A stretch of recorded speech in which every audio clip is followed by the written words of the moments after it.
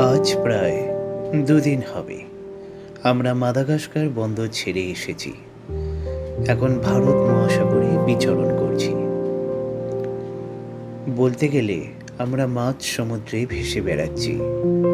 আমাদের জাহাজ এক মহাসমুদ্রের মাঝ দিয়ে একা ভেসে চলেছে। গন্তব্য হলো সাউথ আফ্রিকা। আজ দুপুর থেকে আবহাওয়া খুব একটা ভালো নয়। পশ্চিম কোণে মেঘ জমেছে সেই দুপুর থেকে। এখন বিকাল 4টে বাজে। চারিদিক প্রায় অন্ধকার হয়ে এসেছে। জোরে বাতাস বইছে। আমি ডেকের উপরেই দাঁড়িয়েছিলাম।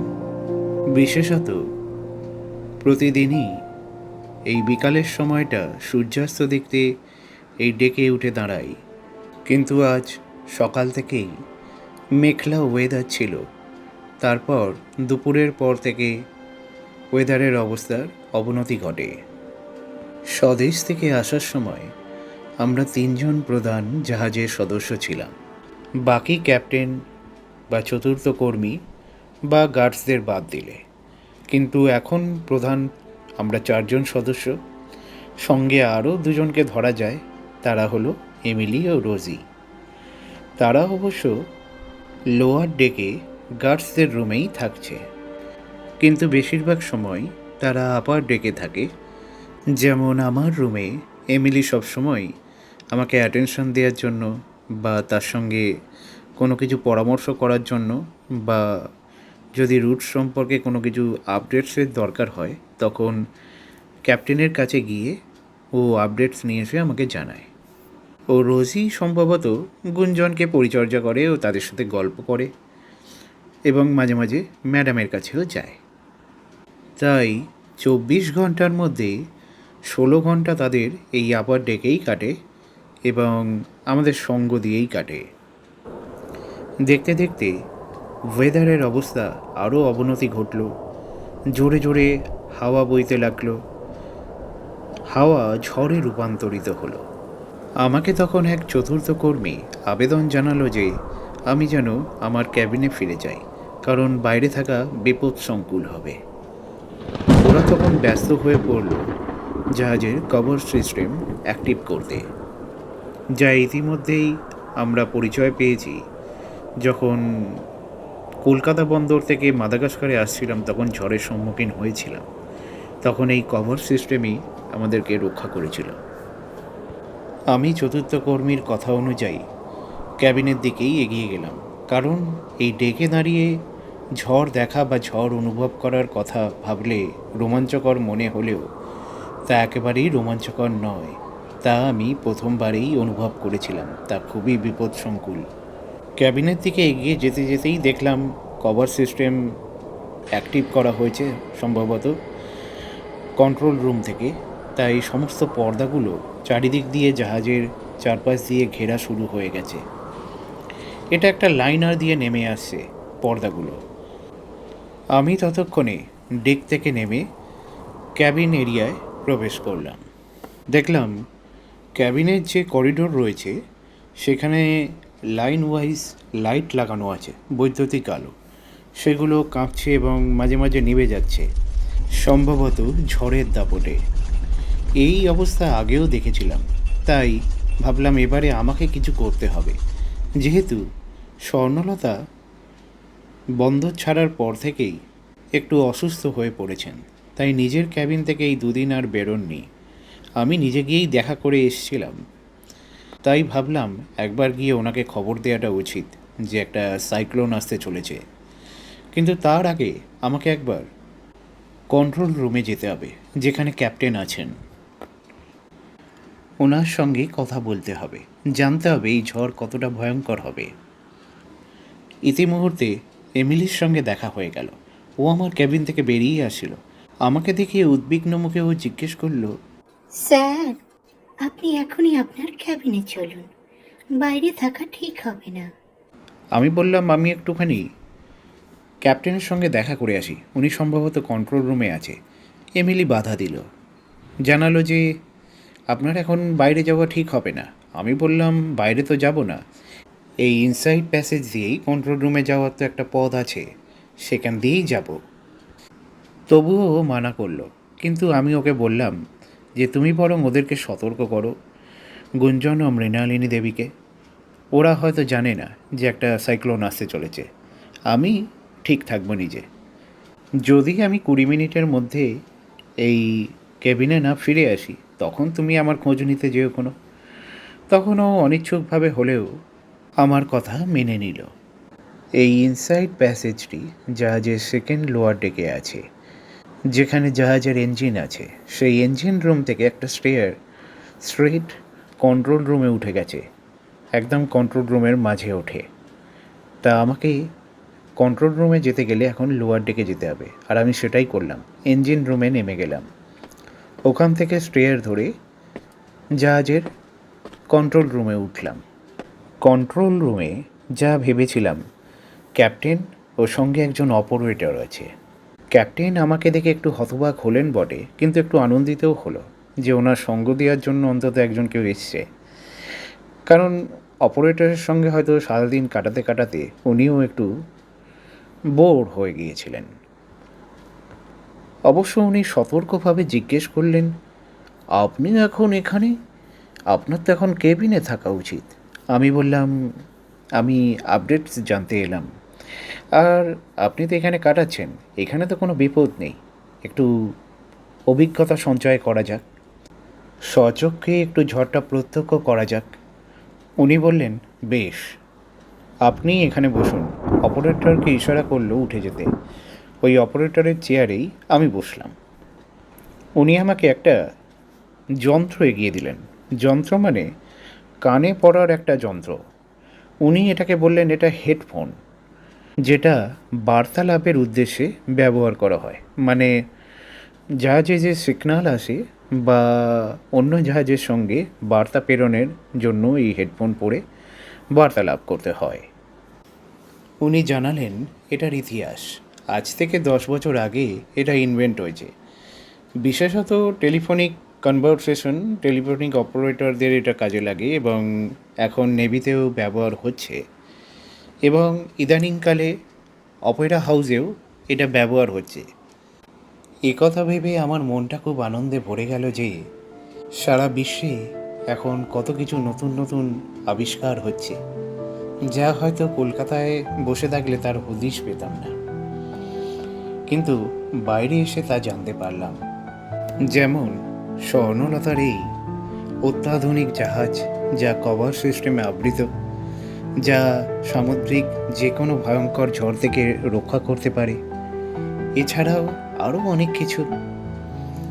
তারপর এই হেডফোন, বেল কল, এগুলো আগে দেখিনি, নাম শুনেছিলাম, তবে এই হেডফোন জিনিসটা প্রথম দেখলাম। ইউরোপে গেলে হয়তো আরও অনেক কিছু উদ্ভাবনী দেখতে পাবো, অনেক নতুন নতুন আবিষ্কার দেখতে পাবো, মনে সেই আশাটা রাখলাম। এক অজানা আনন্দে মনটা ভরে গেল। এই সময় সেই আনন্দে আশঙ্কা সৃষ্টি করলো যখন এক কান ফাটানো শব্দ করে বজ্রপাত হলো। মাঝ সমুদ্রে ঝড় বা বজ্রপাত অত্যন্ত ভয়ঙ্কর, তা যারা প্রত্যক্ষ করেছে তারাই জানে। আমি ক্যাপ্টেনের সাথে এইসব নানান নতুন জিনিস উদ্ভাবনীর কথায় হারিয়ে গিয়েছিলাম। উনি যখন আরও বেশি করে ইউরোপের কথা বলছিলেন, তখন আরও ভাবছিলাম কত কিছুই না আবিষ্কার হয়েছে যা আমার জানা ছিল না। কিন্তু এই সময় আমার চোখে পড়ল কভার সিস্টেমের দেওয়ালে সম্ভবত চির ধরেছে। সেখান থেকে জল চুঁইয়ে চুঁইয়ে জাহাজের ভিতরে ডেকের ওপর পড়ছে। প্রথমে লক্ষ্য করলাম এটা কি চোখের ভুল, কারণ কভার সিস্টেমটা একটা ট্রান্সপারেন্ট ছাতার মতো, যেটা সমস্ত ডেক থেকে এবং কন্ট্রোল রুমের উপরিভাগ পর্যন্ত একটা ছাতার মতো আবৃত করে রেখেছে। কিন্তু ভালো করে দেখলাম ওনার সঙ্গে কথা বলতে বলতে।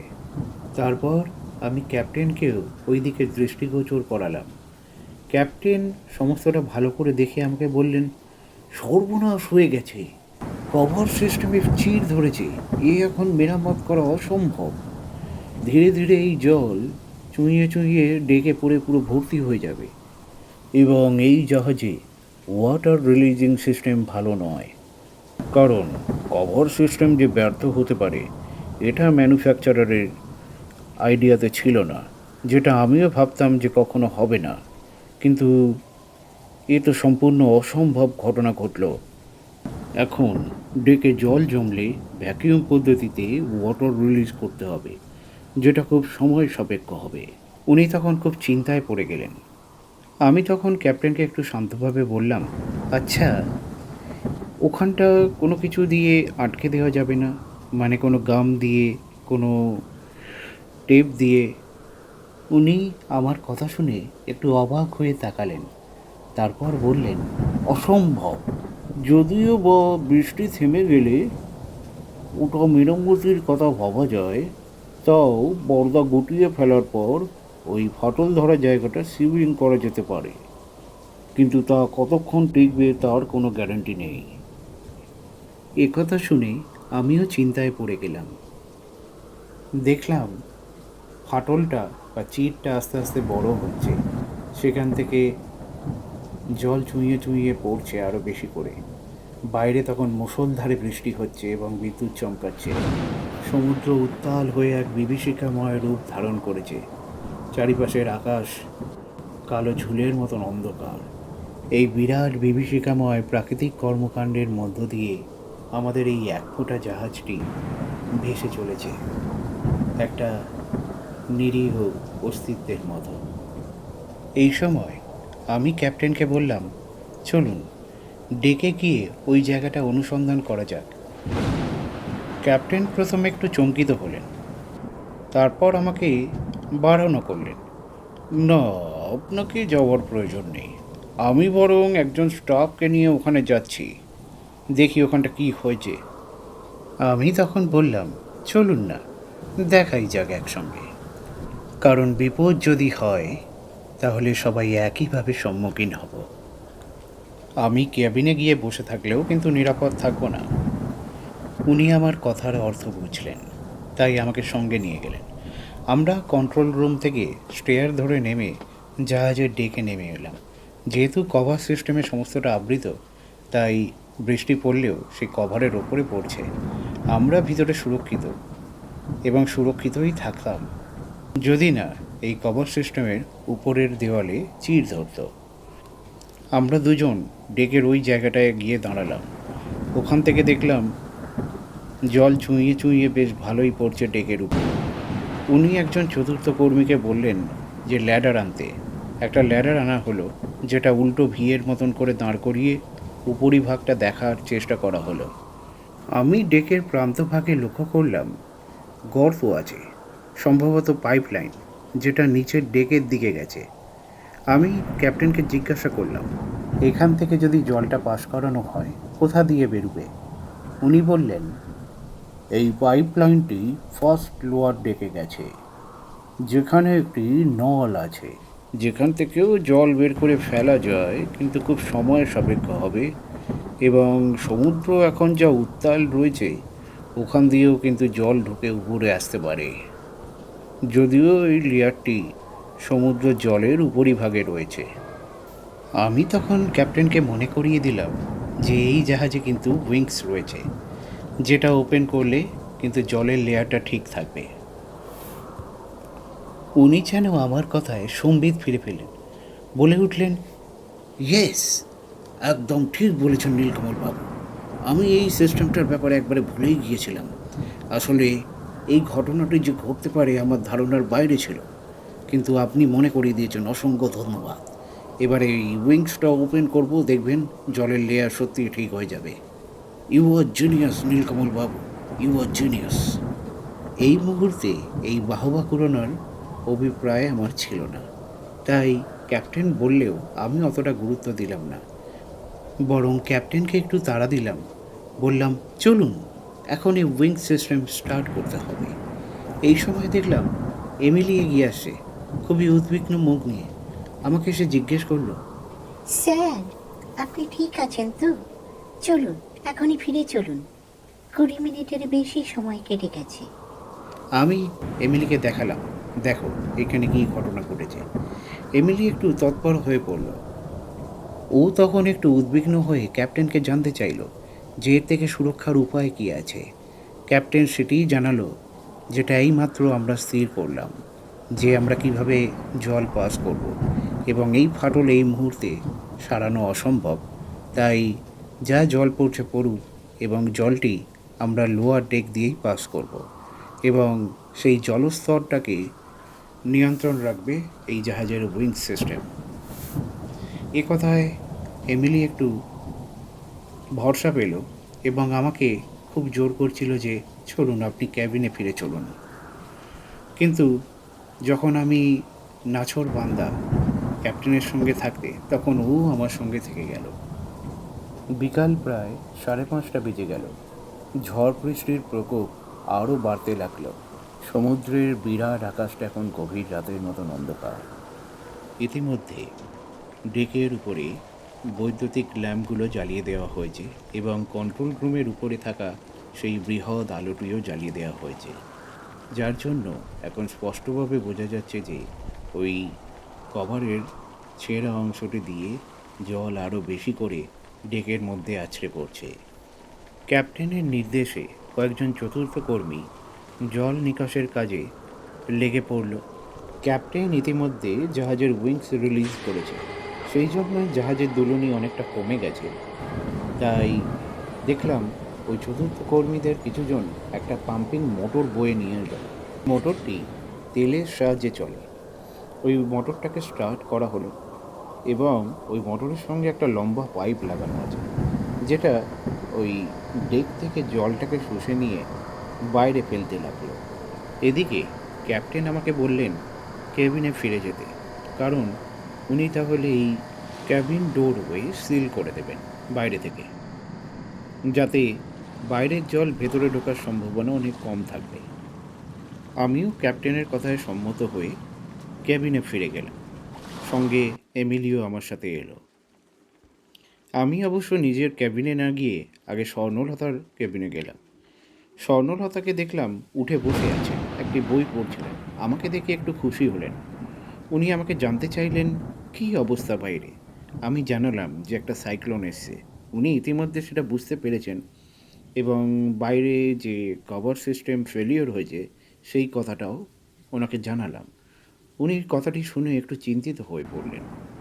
বললেন, কভার সিস্টেম যে ছিঁড়ে যেতে পারে এটা আমার ধারণার বাইরে ছিল, কিন্তু এমনটা তো হওয়ার কথা নয়। উনি আমাকে জানতে চাইলেন যে এটার কী প্রতিকার নেওয়া হয়েছে। আমি বললাম যে পাম্পিং সিস্টেমের মাধ্যমে জল নিকাশি করা হচ্ছে। এ কথা শুনে উনি একটু ভরসা পেলেন। আমি ওনাকে আরেকটু ভরসা দেওয়ার জন্য বললাম যে আমি সমস্ত কিছু দেখছি, চিন্তা করবেন না। যদিও এই ব্যাপারটা আমার কাছে সম্পূর্ণ নতুন, তাও আমি শিখে নেব। আমার উদ্দীপনা দেখে স্বর্ণলতা অনেকটাই ভরসা পেলেন এবং আমাকে বাহবা দিলেন, আমার উপরে বিশ্বাস করতে চাইলেন। উনি অবশ্য একটু অনুশোচনা করে বললেন, আমারই ভুল। আমার কার্গো জাহাজ নিয়ে আসা উচিত ছিল। এরকম শৌখিন জাহাজ লম্বা সফরের জন্য ঠিক নয়। যদিও এই জাহাজটিকে আমার স্বপ্নের মতন করে বানিয়েছিলাম, কিন্তু এইভাবে যে ফেলিয়ার হবে সেটা আমার ধারণা ছিল না। আমি ওনাকে আশ্বাস দিয়ে বললাম, এ তো হতেই পারে, এটা একটা দুর্ঘটনা। এমনিতেই এই জাহাজটা এই পর্যন্ত অনেক ঝড়ঝাপটা সামলে এসছে, সম্ভবত তার কারণেই হয়তো ছিঁড়ে গেছে। উনি আমার দিকে একটু ক্লান্ত চোখে তাকালেন, তারপর মাথা নাড়লেন যে হয়তো আমি ঠিকই বলছি। এরপর আমি স্বর্ণলতার ঘর থেকে নিজের ক্যাবিনে এলাম। এইভাবে পরবর্তী 2 দিন এবং 2 রাত মুষলধারে বৃষ্টি পড়তে থাকলো। ওদিকে চতুর্থ কর্মীরাও অক্লান্ত পরিশ্রম করে ডেক থেকে জল নিকাশি করতে থাকলো। জল নিকাশি করলেও জল কিন্তু আমাদের ক্যাবিন এরিয়ায় ঢুকে পড়েছিল। এই ক্যাবিনের অভ্যন্তরে যাতে প্রবেশ না করে, তাই বলা বাহুল্য এই কাজে আমি যেমন নিজেই হাত লাগিয়েছিলাম, তেমনি আমার সাথে সমভাবে হাত লাগিয়েছিল এমিলি রোজি। শুধু এমিলি রোজি নয়, কিচেন থেকেও স্টাফরা দৌড়ে এসেছিল টিস্যু পেপার কাপড় নিয়ে সমস্ত কেবিনের সামনে পেতে দিয়েছিল যাতে জল না প্রবেশ করে, কিন্তু ততটা পরিমাণেও জল ঢোকেনি যে জল ক্যাবিনের মধ্যে প্রবেশ করবে। শুধু চারিপাশটা ভিজে গিয়েছিল। কারণ গত ৭২ ঘন্টা যে ভয়ানক দুর্যোগপূর্ণ আবহাওয়া গেছে, সেখানে এই ঘটনাটি অত্যন্ত স্বাভাবিক ব্যাপার। ৩ দিন পর আবহাওয়ার উন্নতি ঘটল। বৃষ্টি থেমে গেল, মেঘের কোল থেকে সূর্য উঁকি মারল। আজ আবহাওয়া অনেকটাই ভালো আছে। দুর্যোগের মেঘ কেটে গেছে। আমি ডেকে গিয়ে খোলা বাতাসে শ্বাস নিলাম। আজ অনেক দিন পর স্বর্ণলতাও ক্যাবিন থেকে বেরিয়ে ডেকে খোলা হাওয়ায় বেরিয়ে আসলেন। ওনাকে অবশ্য রোজি ধরে আনলো। ওনাকে একটু দুর্বল দেখাচ্ছিল, তাই রোজি ধরে আনলো। তারপর ওনাকে ধরে চেয়ারে বসালাম এবং আমিও পাশে বসলাম। এই কয়েকদিন অসুস্থতার দরুন ওনার মুখটা অনেকটাই ম্লান দেখাচ্ছে। আমি ওনাকে জিজ্ঞেস করলাম যে উনি সুস্থ বোধ করছেন কি না। উনি জানালেন এখন সম্পূর্ণ সুস্থ বোধ করছেন। আমার মনে পড়ে গেল একটা পুরনো কথা, যা কলকাতা থেকে আসার সময় থেকে আমার মনে হয়েছিল যে ওনাকে জিজ্ঞেস করব, কিন্তু সময় বা সুযোগ কোনোটাই হয়নি। তাই এখন আমি সাহস করে ওনাকে জিজ্ঞেস করলাম, যদিও এই কথা আমি ওনাকে মাদাগাস্কারে থাকার সময় জিজ্ঞেস করতে পারতাম, কিন্তু ওখানেও ওনাকে তেমনভাবে পাইনি। তাই আজ ভাবলাম জিজ্ঞেস করি। আমি ওনাকে জানতে চাইলাম যে আমার অনেক দিনের ইচ্ছা, আমি জানতে চাই যে আপনি যখন এই প্রথম সমুদ্রযাত্রা শুরু করেছিলেন তখন থেকে আজ পর্যন্ত আপনি কতবার সফর করেছেন, কোথায় কোথায় গেছেন, আপনার সম্পূর্ণ ইতিহাস আমি জানতে চাই। যদি আপনি কিছু মনে না করেন তাহলে আমি জানতে চাইব এবং তার থেকে অভিজ্ঞতা সঞ্চয় করতে চাইব। এ কথা শুনে উনি স্থির দৃষ্টিতে আমার দিকে তাকালেন। তারপর ঠোঁটের কোণে এক চিলটে হাসি। তারপর খুবই মিষ্ট কণ্ঠে বললেন, একটু চায়ের ব্যবস্থা করতে পারো? আমি পাশে দাঁড়িয়ে থাকা রোজিকে বললাম, এখনই একটু গ্রিন টি এর ব্যবস্থা করো। রোজি গ্রিন টি আনতে গেল। উনি তারপর বললেন, আমার ইতিহাস বলার আগে আমার ফ্যামিলির ইতিহাস তোমায় বলবো আজ, না হলে গল্পটা সম্পূর্ণ হবে না। কারণ আমার উত্থানের সঙ্গে আমার ফ্যামিলির পূর্বতন ইতিহাসের একটা যোগাযোগ আছে। এই সব কিছুর আরম্ভ হয় আমার ঠাকুরদার আমল থেকে। আমার ঠাকুরদা ষষ্ঠীপদ সেন চৌধুরী ময়মনসিংহের জমিদারের নায়েব ছিলেন। ময়মনসিংহের জমিদারের প্রায় শেষ সময় চলে এসেছে। তখন 1860 সাল। জমিদার আমার ঠাকুরদাকে খুবই বিশ্বাস করতেন, তাই ঠাকুরদার হাতেই জমিদারের সমস্ত লিখিত অলিখিত সম্পত্তির দায়ভার ছিল এবং ঠাকুরদা পিছনে পিছনে জমিদারের অনেক অলিখিত সম্পত্তি বকলমে নিজের নামে করে নিয়েছিলেন। সে কথা কিন্তু জমিদার জানতেন না। এবং ঠাকুরদা ইংরেজদের সঙ্গেও ভালো সম্পর্ক রেখেছিলেন, তাই ইংরেজদের কাছে তার অবস্থানটা আরো উন্নত করার জন্য উনি ইংরেজদেরকে জমিদারের অনেক অলিখিত সম্পত্তির হদিশ দেন। ইংরেজরা এই সমস্ত অলিখিত সম্পত্তির হদিশ পেয়ে জমিদারের কাছ থেকে এই সমস্ত জমি কেড়ে নেওয়ার চেষ্টা করে। সেই নিয়ে জমিদারের সঙ্গে ইংরেজদের একটা গন্ডগোল বাঁধে। শেষ পর্যন্ত জমিদারের সমস্ত লিখিত অলিখিত ও চাষাবাদের জমির দখল চলে যায় ইংরেজদের হাতে, কর্নওয়ালিস প্রবর্তিত চিরস্থায়ী বন্দোবস্তের আওতায় পড়ে। তুমি নিশ্চয়ই জানো এই বন্দোবস্তের নিয়ম কি। সময় মতো ট্যাক্স পে করা এবং ট্যাক্সের পরিমাণও অনেকটা বেশি ছিল। যখন থেকে ইংরেজদের সাথে জমিদারের বিবাদ বাঁধে তার পরবর্তী 2 বছর জমিদার আর ইংরেজদের খাজনা দিতে পারে না, এবং আমার ঠাকুরদা বিভিন্ন অজুহাতে জমিদারের সাথে ইংরেজদের বিবাদের সুযোগ করে দেয়, আর ইংরেজরা এই সুযোগকে ভীষণভাবে কাজে লাগায়। কিন্তু যতক্ষণে জমিদার এই সমস্ত কিছু কারসাজি বুঝতে পারে, ততক্ষণে আমার ঠাকুরদা জমিদারের অধিকৃত অলিখিত সম্পত্তিগুলি বিক্রি করে কলকাতায় চলে আসেন। কলকাতার বস্ত্র নিতে এসে বসবাস শুরু করেন। তারপর আমি যতটুকু জানি, আমার বাড়িতে আমি মেধাবী ছিলাম, তাই ঠাকুরদা শখ করে আমাকে বিলেতে পড়তে পাঠান। বিলেত থেকে যখন পড়াশোনা করে ফিরি, তখন ঠাকুরদা শেষ অবস্থায়। তখন কলকাতার বাঁশদ্রোণীর বাসভবন ছেড়ে এলকিন রোডে স্থানান্তর করি। ওখানে একটি বাড়ি কিনে ওখানে বসবাস শুরু করি, আর ওখানেই ঠাকুরদা শেষ নিঃশ্বাস ত্যাগ করেন। আর তারপর আমি বাণিজ্য শুরু করি। অবশ্যই এই বাণিজ্য প্রথম ঠাকুরদার হাত ধরেই শুরু হয়েছিল, কিন্তু তা শুধুমাত্র সীমাবদ্ধ ছিল রেঙ্গুন অবধি। তারপর আমি এই ব্যবসার হাল ধরে এটাকে এত দূর পৌঁছাই। তখন আমার হাতে ছিল 3 লক্ষ টাকা, যা ঠাকুরদা আমাকে দিয়েছিলেন মৃত্যুর আগে।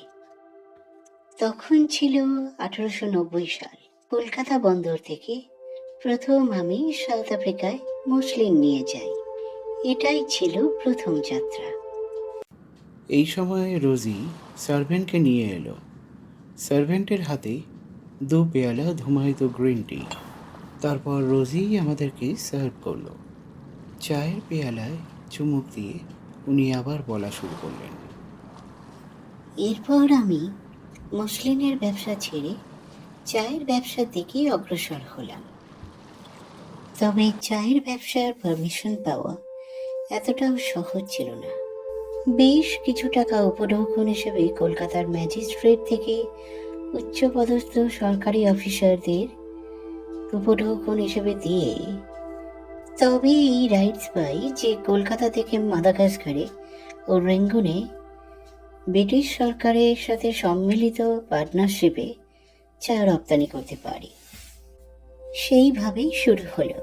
এতে 60-40% পার্টনারশিপ ছিল, অর্থাৎ 60% ব্রিটিশের ও 40% আমার, কিন্তু বিনিয়োগের পরিমাণ একই। এতে লাভের পরিমাণটা অনেক কম ছিল।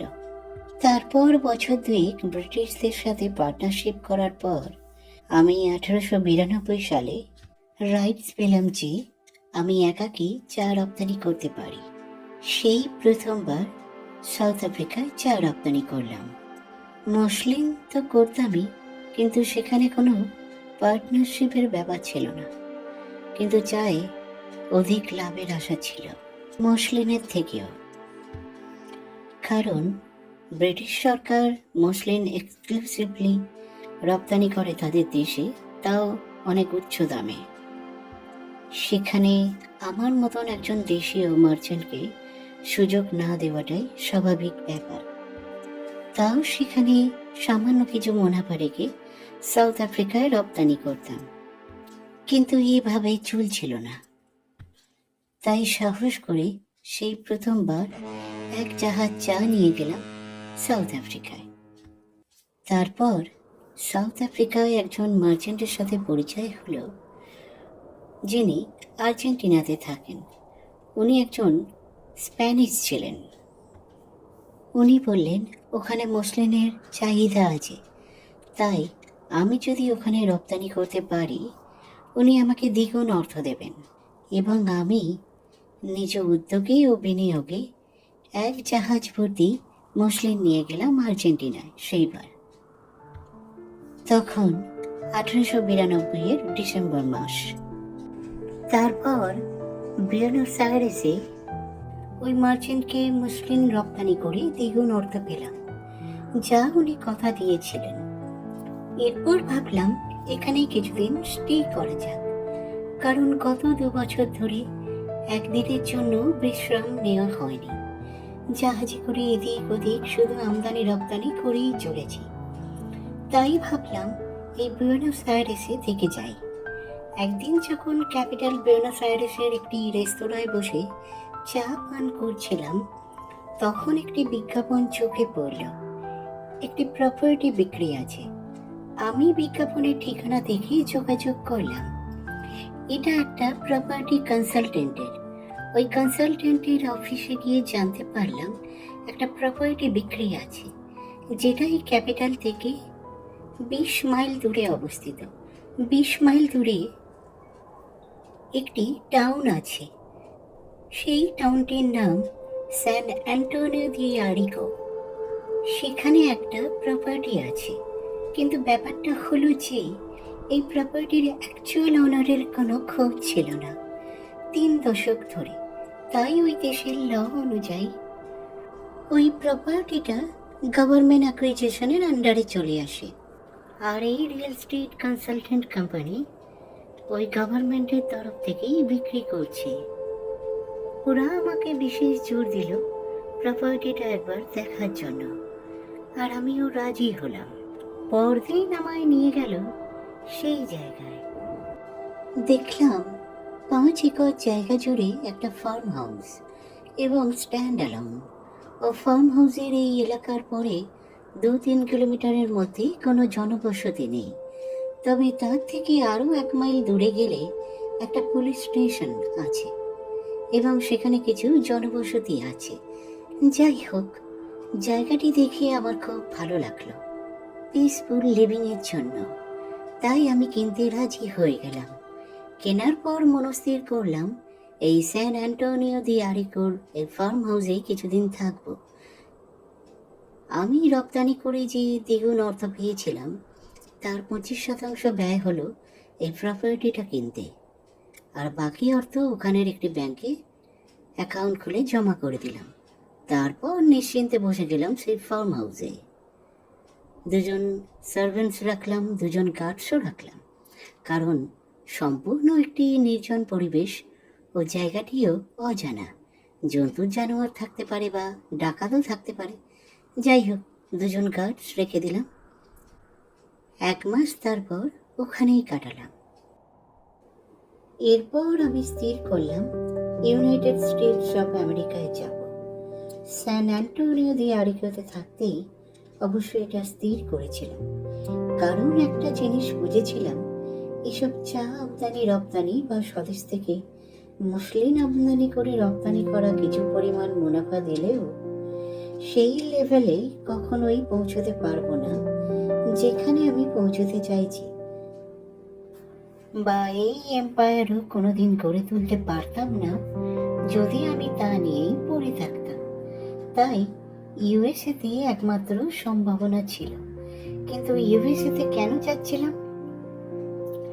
আমার কাছে তখন যা ইনফরমেশন ছিল এবং এখনো তাই চলছে যে ইউএসএ থেকে বিরাট কোয়ান্টিটিতে আয়রন স্টিলের এক্সপোর্ট সারা বিশ্বে হয়। তাই এখানে এক বিরাট সম্ভাবনা দেখতে পেলাম। তাই আমি নিউ ইয়র্কে পৌঁছালাম 1893-এর মার্চ মাসের শেষের সপ্তাহে। নিউ ইয়র্কের টাইম স্কোয়ারে সপ্তাহখানেক কাটালাম। ওখানে কিছু ইন্ডাস্ট্রিয়ালিস্টদের সাথে মিট করলাম। ক্লাবে ইন্ডাস্ট্রিয়ালিস্টদের সাথে পরিচয় হলো, যারা আয়রন স্টিল এক্সপোর্ট করে, কিন্তু স্মল স্কেলে, বিশেষত সাউথ আমেরিকান কন্টিনেন্টে। তাই আমি একটা অ্যালায়েন্সের কথা ভাবছিলাম এবং আমি এই প্রপোজালটা তাদের কাছে রাখি। আমার প্রপোজালে তারাও অ্যাগ্রি করে, কিন্তু আমাকে এক বড় কন্ট্রাক্ট নিয়ে আসতে হবে। আর এই কন্ট্রাক্ট কোথায় পাবো? ইউরোপের বাজারে। ইউরোপে অলরেডি ব্রিটেনে ও অন্যান্য ইউরোপীয় দেশে আমেরিকা থেকে রপ্তানি হয়, তেমনি তারাও নিজেরা প্রডিউস করে, অন্যান্য দেশে এক্সপোর্ট করে, কিন্তু আমেরিকা সেখানে অনেক লার্জার কোয়ান্টিটিতে এক্সপোর্ট করে। কিন্তু ইউরোপের এই দেশগুলির মধ্যে জার্মানিতে সবচেয়ে বেশি চাহিদা। তাই আমাকে জার্মানিতে সুযোগ খুঁজতে হবে। যদি ওখান থেকে কোনো বড় অ্যাসাইনমেন্ট আনতে পারি, কিন্তু ইউএসএ থেকে যে এক্সপোর্ট করব, আমার ইউএসএ গভর্নমেন্টের থেকে লাইসেন্সের দরকার ছিল। আমার কাছে অলরেডি ব্রিটিশ গভর্নমেন্টের অ্যাপ্রুভাল রয়েছে ইন্টারন্যাশনাল সিতে বাণিজ্য করার, কিন্তু সেখানে পার্ট বাই পার্ট আমাকে লাইসেন্সিং করতে হয়েছে। যে দেশে গেছি সেই দেশের অ্যাপ্রুভাল নিতে হয়েছে, তাই এখানেও তাই আমেরিকান অ্যাপ্রুভালের দরকার আছে। তাই বাকি সপ্তাহগুলোতে এই লাইসেন্স পেতে তৎপর হয়ে পড়লাম এবং সমস্ত রকম লাইসেন্স অর্জন করলাম ও ওখান থেকে রপ্তানি করার অনুমোদন পেলাম। রপ্তানির ওপর 30% শুল্ক ধার্য করল। নিউ ইয়র্কের ইন্ডাস্ট্রিয়ালিস্ট পার্টনারদের সাথে আমার যা কথা হয়েছিল তারা আমাকে ন্যূনতম মূল্যেই আয়রন্স দেবে তা স্থির হয়েছিল। যাই হোক, লাইসেন্সিং থেকে পার্টনারশিপের ব্যাপারটা নিশ্চিত করে এবারে জার্মানিতে রওনা হলাম। জার্মানির ফ্রাঙ্কফুর্টে গিয়ে উঠলাম। ওখানে বেশ কিছুদিন থেকে আগে ওখানে ইন্ডাস্ট্রিয়ালিস্টদের সাথে পরিচয় করলাম, যারা বিশেষত ইউরোপ থেকেও আমেরিকা থেকে তথাপি স্টিল ইম্পোর্ট করে। যদিও জার্মানি নিজে এক বৃহৎ পরিমাণে আয়রন উৎপাদন করে, আবার তেমনি আমেরিকা থেকে বৃহৎ আমদানিও করে। তাই দেখলাম এখানে ইতিমধ্যে অনেক ইম্পোর্ট এক্সপোর্ট কোম্পানি বসে রয়েছে। তবে সেই অনুযায়ী দেখলাম সম্ভাবনা কতটা, তাও দেখলাম অনেক বেশি সম্ভাবনা আছে। তাও 23% গ্যাপ ছিল ইম্পোর্টে। যা অ্যানালাইজ করে দেখলাম ফ্র্যাঙ্কফুর্টে থেকে ওদের রেল রোড নির্মাণে ও মোটর কার ইন্ডাস্ট্রিতেও প্রচুর পরিমাণে আয়রন স্টিলের দরকার, এবং এখন ওয়েপনাইজ হচ্ছে, ওয়েপন ম্যানুফ্যাকচারেও প্রচুর পরিমাণে আয়রন স্টিলের দরকার। সেই জন্যে আমি ওখানের এক কনস্ট্রাকশন কোম্পানির সঙ্গে চুক্তিবদ্ধ হলাম, যার নাম ডুইচ লিমিটেড। এরা সাধারণত ব্রিজ নির্মাণ ও রেলপথ নির্মাণের মতো বড় প্রজেক্টে কাজ করে। আমি ওদেরকে আমার সামর্থ্য দেখালাম যে আমার কাছে সেই পরিমাণ ক্যাপিটাল আছে যে তাদের চাহিদা অনুযায়ী আয়রন স্টিলের যোগান দিতে পারবো। ওরা তখন রেল লাইন বিস্তারের কাজ করছিল আরেকটি কোম্পানির সাথে। আমার প্রস্তাবে ভরসা করে আমাকে একটা সুযোগ দেয় যে ওই 23% গ্যাপটা পূরণ করতে। এই প্রেক্ষিতে 25 মিলিয়ন ইউরো চুক্তি হয়, যার মেয়াদ ছিল 24 মাসের। এর মধ্যে 2 লক্ষ টন আয়রন আমাকে আমদানি করে আনতে হবে। এতে যথেষ্ট মুনাফা ছিল, এতটা যে 2টো প্যালেস কিনতে পারি, এবং এটা সম্ভব হয় ওই আমেরিকান পার্টনারদের সহায়তায়। ওরা আমাকে ন্যূনতম মূল্যেই আয়রন সাপ্লাই করেছিল। যেহেতু এই প্রথমবার তাদের ইউরোপে রপ্তানি করার সুযোগ এসেছিল, উপরন্তু তারাও এই রপ্তানিতে বিনিয়োগ করে এই যোগাযোগকে দীর্ঘমেয়াদী করতে। সেই প্রথমবারের জন্য নিয়ে গেলাম 50,000 টনস আয়রন জার্মানির ফ্রাঙ্কফুর্টে। সেটা ছিল 1894 সালের ফেব্রুয়ারি মাস। আমার সাথে জাহাজে ওই আমেরিকান পার্টনাররাও গেল। যেহেতু তারাও ইনভেস্ট করেছে এতে, তাই তারা প্রথমবার আমার সাথে যেতেই আর্জি জানিয়েছিল এবং আমিও সঙ্গে নিলাম ওদেরকে। তারপর ফ্রাঙ্কফুর্টে যখন ডিল কমপ্লিট হলো ও চেক ক্লিয়ার করলো, প্রথমবার সেদিন খুব বড় একটি পার্টি দিয়েছিলাম ফ্রাঙ্কফুর্টের একটি মিশেলিন স্টার রেস্টুরেন্টে। সেদিনকার রাত খুবই হৈ হৈ করে কাটলো, কিন্তু এরপর আবার নেক্সট শিপমেন্ট 6 মাস পরে। তাই আমার যথেষ্ট সময় আছে, তাই ভাবলাম এই ফ্রাঙ্কফুর্টে বসে থেকেই কাজ নেই। চলে গেলাম লন্ডনে। এবারে দেখলাম লন্ডন মিনিস্ট্রিতে যোগাযোগ বাড়ানোর জন্য, কারণ ইউরোপে ঢুকে তো গেছি, কিন্তু এখনো পৃথিবীর শাসনভার তো ব্রিটিশদের হাতেই রয়েছে। তাই ব্রিটিশদের পারমিশনের খুবই দরকার। ইউরোপের আলাদা আলাদা দেশ থেকে ট্রেড পাস অর্জন করার চেয়ে ব্রিটিশদের কাছ থেকে একেবারে একচেটিয়া ট্রেড পাস পেলে এখানে এক্সক্লুসিভলি ট্রেড করতে পারবো এবং ওদের রিপ্রেজেন্টেটিভ হয়েও কাজ করতে পারবো। তাই লন্ডন মিনিস্ট্রিতে যোগাযোগ বাড়ালাম, একটু উপঢৌকনও দিলাম, এবং 2 সপ্তাহের মধ্যেই আমি সেই exclusive Indian merchant trade pass rights পেলাম। রানীর সাথে দেখা করার সুযোগ হলো। উনি আমাকে সেই রাইটস প্রদান করলেন। উনি আমার বিজনেস হিস্ট্রি দেখেই এই অধিকার প্রদান করেন এবং সম্ভবত জানতেও পেরেছেন যে আমার ঠাকুরদা একদা ব্রিটিশ গভর্নমেন্টকে সার্ভ করেছিল বেঙ্গলে। তাই এই রাইটস প্রদান করলেন এবং আমদানি শুল্কের ওপর 20% শুল্ক ধার্য করলেন। এক্ষেত্রে বলা বাহুল্য, ব্রিটিশরা যেমন চা আমদানি করে আমাদের দেশ থেকে, তেমনি আমি বৃহৎ পরিমাণে চা ইউরোপের বাজারে রপ্তানি করতে পারি। এক্ষেত্রে আর অন্য কোনো দেশীয় কোম্পানি সেই অধিকার পাবে না। তাই সেই প্রথমবার ইংল্যান্ডে আমি দেশ থেকে দার্জিলিং চা রপ্তানি করলাম। প্রায় 20,000 কেজি চা নিয়ে এলাম দেশ থেকে। ইংল্যান্ডের বাজারে যা যথার্থ দামেই বিক্রয় হলো। শুধু মুনাফার অংশ থেকে ব্রিটিশ সরকারকে অধিকাংশ 10% দিতে হলো। এই যাতায়াতে প্রায় 2.5 মাস কেটে গেল। ওদিকে ফ্রাঙ্কফুর্ট থেকে লন্ডনে আসা ও ঢাকায় 1 মাস কেটে গেছিল। তাই হাতে থাকলো প্রায় 2 মাস 15 দিন ফ্রাঙ্কফুর্টের নেক্সট শিপমেন্টে। এদিকে আমার মন টানছিল আর্জেন্টিনার জন্য। তাই আর্জেন্টিনা যেতে পারি, কিন্তু 2-3 দিনের বেশি থাকতে পারবো না, কারণ ইউএসএতে ফিরতে হবে তাড়াতাড়ি, যেহেতু শিপমেন্টে আমাকে থাকতেই হবে।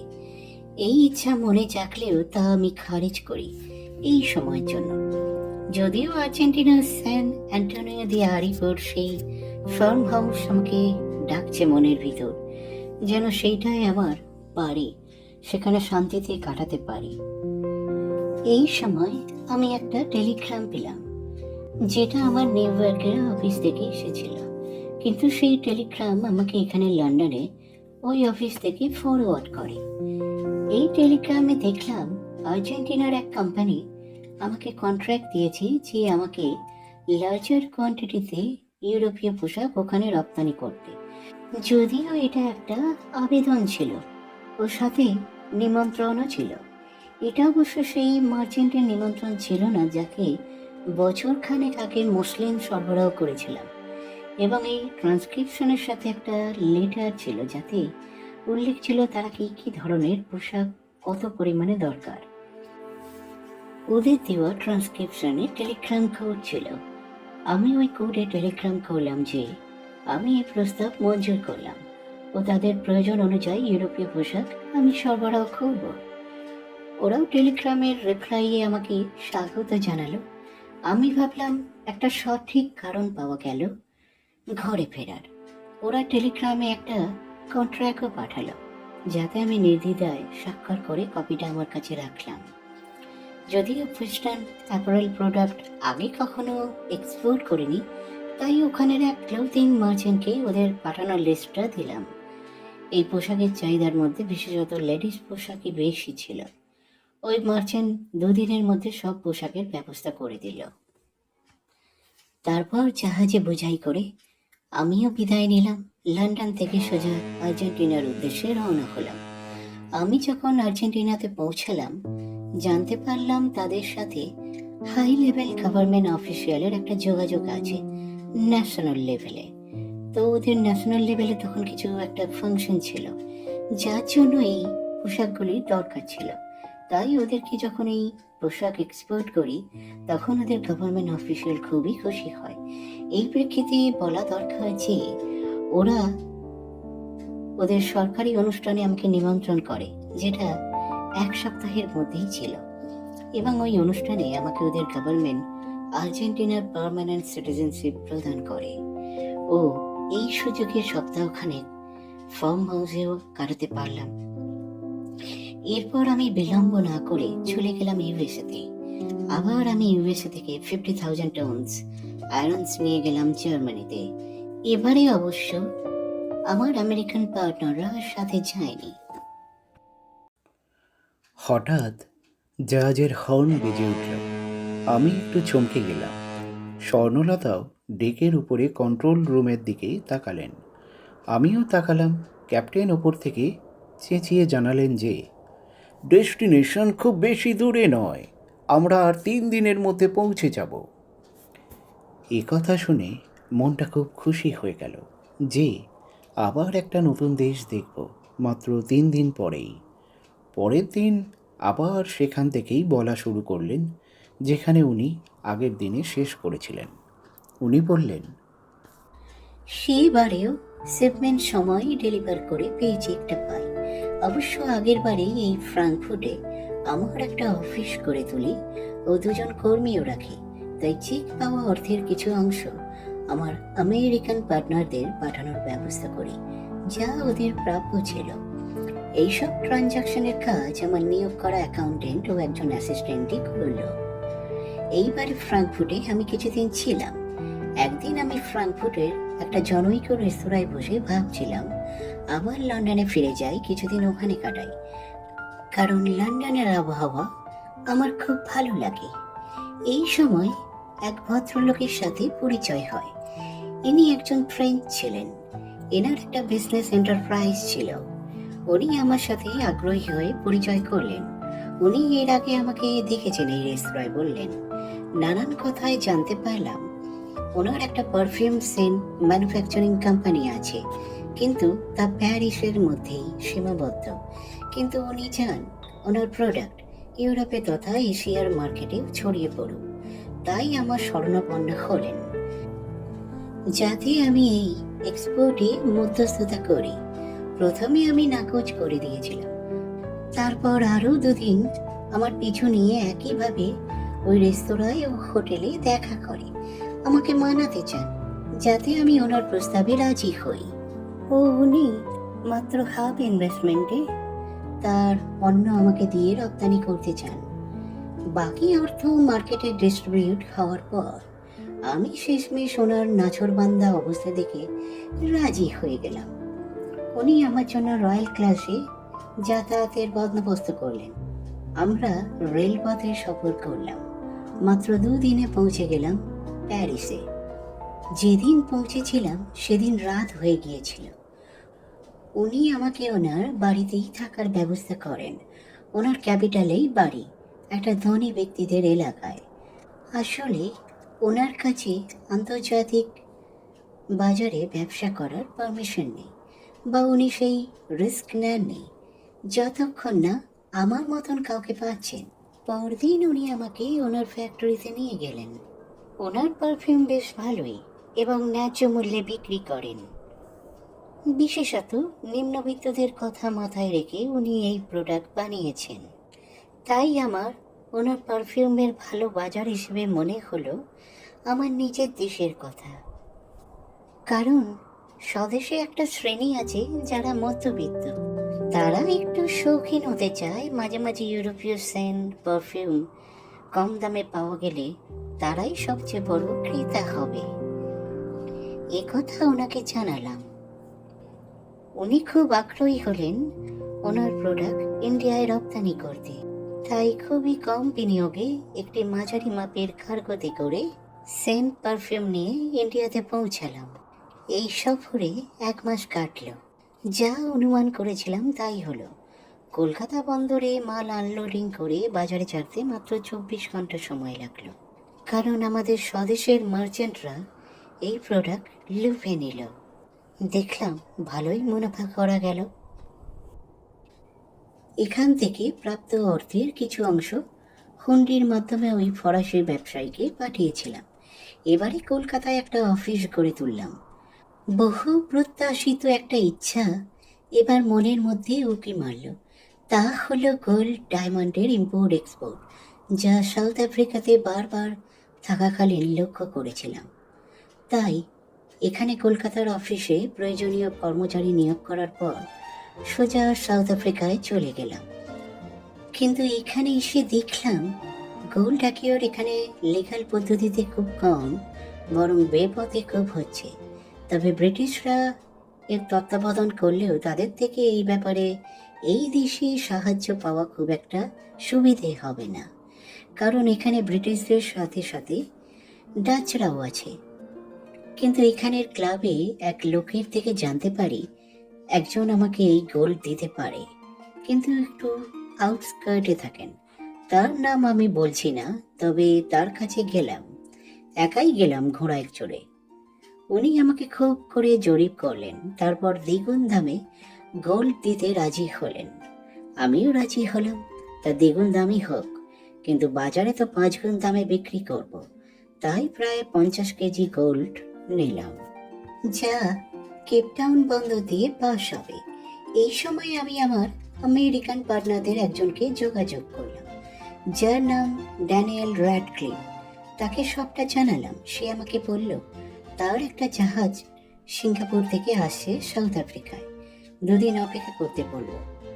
এদিকে আমি বললাম আরেকটি কোম্পানির ফর্ম রেডি করতে, যেখানে গোল্ড ও মাইনিং প্রোডাক্ট আমদানি রপ্তানি করতে পারবো। ও আমাকে জানালো আমি আমেরিকায় পৌঁছতে পৌঁছতে তা সম্পন্ন হয়ে যাবে। তারপর 2 দিন পর সেই জাহাজ এলো কেপটাউন বন্দরে। বলা বাহুল্য, 50 কেজি সোনা 2 ট্রাঙ্কে পোশাকের সঙ্গে চালান করে দিই জাহাজে, যা আর ওই কার্গো অফিসার চেক করেননি। তারপর সোজা নিউ ইয়র্কে। ড্যানিয়েল যা কথা দিয়েছিল তা সে করে রেখেছিল, তাই আইনগতভাবে নিউ ইয়র্কের বাজারে 10 গুণ দামে এই সোনা এক্সপোর্ট করলাম। আমাদের ক্রেতা ছিল ব্র্যান্ডেড জুয়েলারি হাউস, ও আরও অর্ডার পেলাম সিলিকন ভ্যালি থেকে। তাদের বিজ্ঞানের কাজে সম্ভবত গোল্ড ডায়মন্ডের দরকার। উপরন্তু এই জুয়েলারি হাউসগুলো তো ছিলই। খুবই মুনাফা হলো। ভাবলাম এবার থেকে এই গোল্ড অ্যাকুইজিশনে সবচেয়ে বেশি গুরুত্ব দেব, আয়রন স্টিলের চেয়ে। এরপর আরও অনেক কিছু ঘটনা আছে, যা আমি তোমাকে পরে বলবো। স্বর্ণলতা বলা শেষ করে উনি উঠতে যাচ্ছিলেন। তখন আমি ওনার সামনে হাঁটু মুড়ে বসে একটা প্রণাম করতে গেলাম। এই ঘটনায় উনি অবাক হয়ে গেলেন, একটু হকচকিয়ে গেলেন। উনি সাথে সাথে বললেন, এ কি করছো নীলকমল, এ কি করছো? আমি বললাম, আপনার মতন এত ব্রিলিয়ান্ট মাইন্ড আমি কারো দেখিনি, এবং ব্রিটিশদেরও দেখিনি, যে এতটা ব্রিলিয়ান্ট, এতটা ট্যালেন্টেড ও এতটা ফাস্ট। তাই আপনার কাছে আমি নত হয়ে আপনার সংস্পর্শ পেয়ে আমি সত্যিই ধন্য। আমাকে আশীর্বাদ করুন যাতে আপনার মতো কিছুটা হয়ে উঠতে পারি। স্বর্ণলতা আমার 2 কাঁধ চেপে ধরে তুলে ধরলেন। তারপর আমার কাঁধ দুটোকে চেপে ধরে বললেন, তোমার স্থান চরণে নয়, আমার বক্ষে। কারণ তোমার যা ট্যালেন্ট রয়েছে তা আমার থেকেও অনেক বেশি। তা আমি তোমাকে নানাভাবে সময় নিয়ে দেখেছি। সিঙ্গাপুরে সেই আলাপের পর 5 বছর এমনি সময় নিইনি, আর তা প্রত্যক্ষ প্রমাণ তো পেলাম। গত কয়েকদিন তুমি যেভাবে সামলেছ তা অসাধারণ। তুমি আমার থেকেও অনেক বড় বিজনেসম্যান হবে, অনেক নাম হবে তোমার। বিশ্বাস করো, এটা আমার অবজারভেশন বলছে। যে সুযোগটা তোমার জীবনে অতীতে কখনো আসেনি, তাই আমি সেই সুযোগটা তোমায় করে দিচ্ছি। কিন্তু একটা কথা মনে রেখো নীলকমল, বিজনেসে everyone is your competitor, no one is your friend. কারণ যখন দুঃসময় আসবে, 98% মানুষ যাদের তুমি ফ্রেন্ড ভাববে, কেউ তোমার পাশে থাকবে না।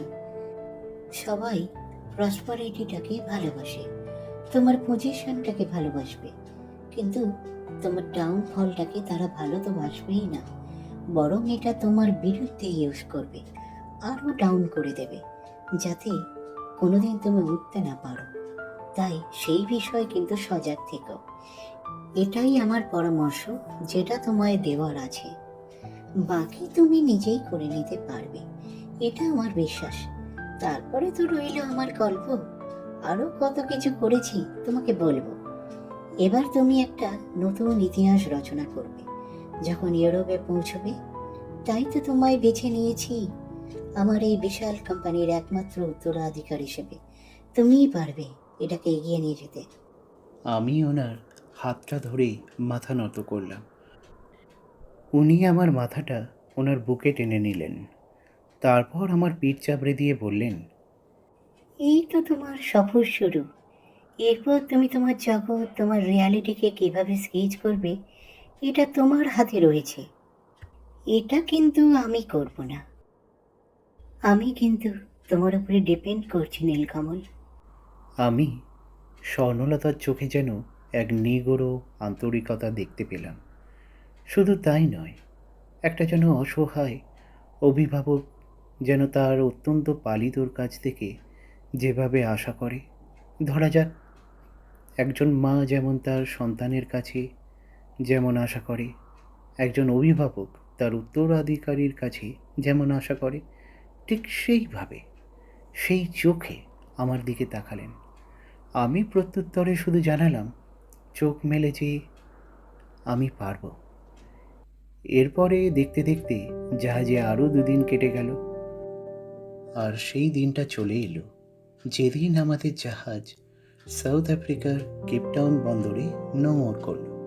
এই বন্দরটা ঠিক মাদাগাস্কারের মতন নয়, তার চেয়ে অনেক বেশি উন্নত এবং অনেক বেশি প্রসারিত। এবং এখানে ডাচ ও অন্যান্য ইউরোপীয়দেরও ভিড়, শুধুমাত্র ইংরেজদের নয়। একটা ব্যস্ততম বন্দর, একটা বাণিজ্যিক বন্দর। যাই হোক, আমরা বন্দরে পা রাখলাম।